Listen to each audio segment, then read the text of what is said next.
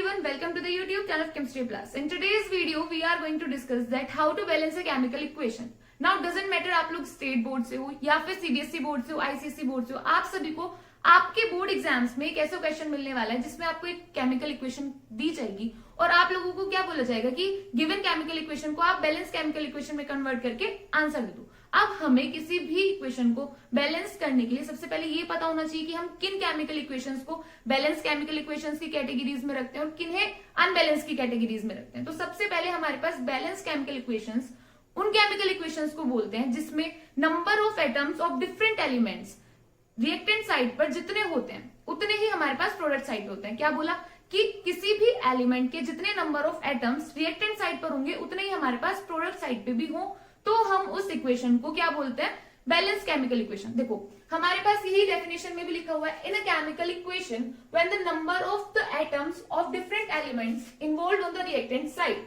यानी कि reactant side पे हमारे पास जितने भी नंबर ऑफ एटम्स किसी एलिमेंट के प्रेजेंट हैं is equal to the number of atoms of different elements on the product side, यानी कि उतने ही या उसके बराबर ही नंबर ऑफ एटम्स हमारे पास प्रोडक्ट साइड पर प्रेजेंट होंगे।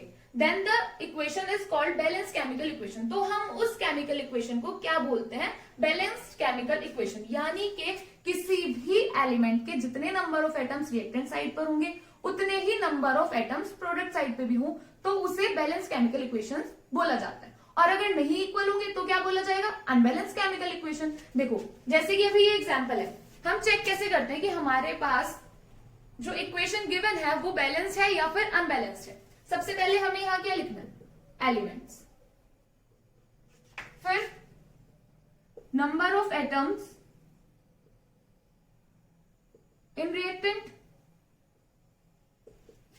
और number of atoms in product, यानी कि प्रोडक्ट वाली साइड पे उस एलिमेंट के कितने नंबर ऑफ एटम्स प्रेजेंट हैं और रिएक्टेंट वाली साइड पे कितने।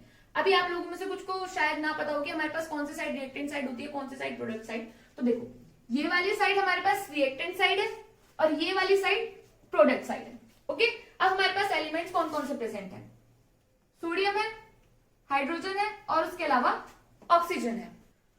तो देखो हमारे पास रिएक्टेंट साइड पे सोडियम के कितने एटम्स प्रेजेंट है, 2। फिर हाइड्रोजन के कितने हैं, 2 into 2 is equal to 4। Oxygen के कितने प्रेजेंट है, अब आप लोगों में से कुछ बोलेंगे कि ऑक्सीजन के एक एटम प्रेजेंट है, कुछ बोलेंगे 2। तो देखो यहाँ पे 2 प्रेजेंट है।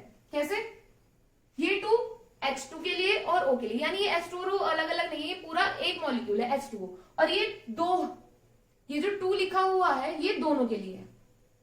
तो ऑक्सीजन के हमारे पास कितने हुए, 2 इंटू 1, यानी कि 2 एटम्स हमारे पास ऑक्सीजन के प्रेजेंट है। अब ऐसे ही हमें प्रोडक्ट साइड पे चेक करना है, हमारे पास सोडियम कितने हैं, 2। फिर उसके बाद ऑक्सीजन है, ऑक्सीजन कितने हैं, 2। फिर हाइड्रोजन, हाइड्रोजन कितने हमारे पास, 2 यहां है और 2 यहां, यानी कि टोटल 4 एटम्स ऑफ हाइड्रोजन हमारे पास प्रोडक्ट साइड में प्रेजेंट है। अब देखो सोडियम रिएक्टेंट में भी 2 है और प्रोडक्ट में भी 2 एटम्स प्रेजेंट है। ऐसे ही हमारे पास हाइड्रोजन के 4 एटम्स और 4 एटम्स, सिमिलरली ऑक्सीजन के लिए इधर भी 2 एटम्स प्रेजेंट और इधर भी 2, यानी कि जब हमारे पास जो एलिमेंट्स हैं उनके जो नंबर ऑफ एटम्स है वो रिएक्टेंट साइड पे भी उतने ही और प्रोडक्ट साइड पे भी उतनी है, तो हमारे पास जो इक्वेशन गिवन है हम उसे क्या बोलेंगे, बैलेंस केमिकल इक्वेशन। अब अगर हमारे पास ऐसा होता कि इनमें से किसी एक का भी नंबर ऑफ एटम्स डिफरेंट हो जाते हैं, यानी कि यहाँ पे 2 ना होकर अगर 1 होता, तो हम इसे क्या बोलते कि हमारे पास जो गिवन इक्वेशन है वो अनबैलेंस्ड केमिकल इक्वेशन है। या फिर